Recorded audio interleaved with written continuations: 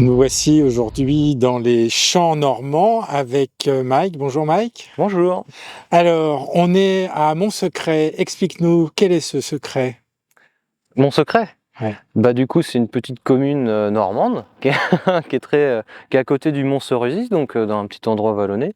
Et puis la particularité de cet endroit-là, c'est que je me suis installé là en tant qu'apiculteur, quoi. Donc tu es apiculteur, tu produis du miel. C'est ça. Donc nous sommes au milieu de tes ruches. Ouais. Pourquoi le miel? Pourquoi l'apiculture? L'apiculture, ça a toujours été depuis tout petit quelque chose d'un peu mystérieux, un peu exceptionnel. Et du coup, à partir de mes 15-16 ans, j'ai vu avec mon père pour peut-être avoir une colonie. Et puis à partir de là, j'ai pu avoir ma première colonie en 2012 à mes 16 ans, en faisant une petite formation, etc.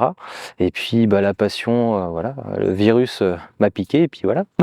Alors, quelle est la particularité de ces abeilles? C'est des abeilles. Alors, c'est pas n'importe quelle abeille. Ici, on est sur notre petite abeille noire. Donc, l'abeille noire, c'est l'abeille qui est endémique, donc qui est là depuis plus d'1 million d'années, et qui est aujourd'hui malheureusement menacée de par les hybridations d'espèces qu'on a pu importer par le passé, et que du coup, moi, je préserve avec un bon groupe d'apiculteurs, et du coup, ça se passe bien.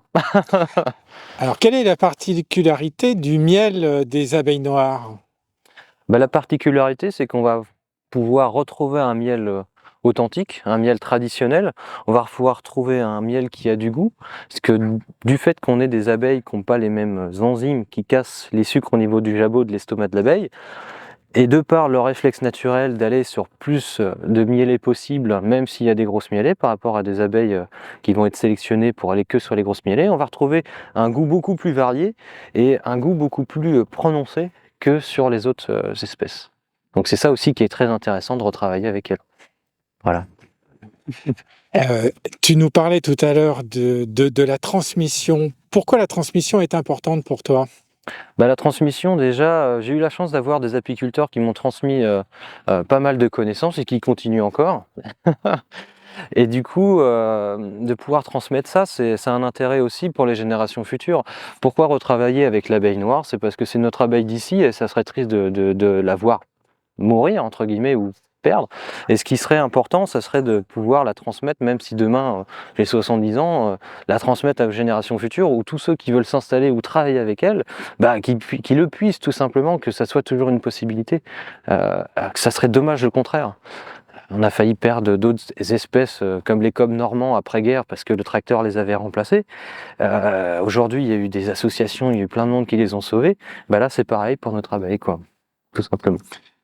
Quelle est la différence entre l'abeille qu'on pourrait qualifier de courante en France et l'abeille noire?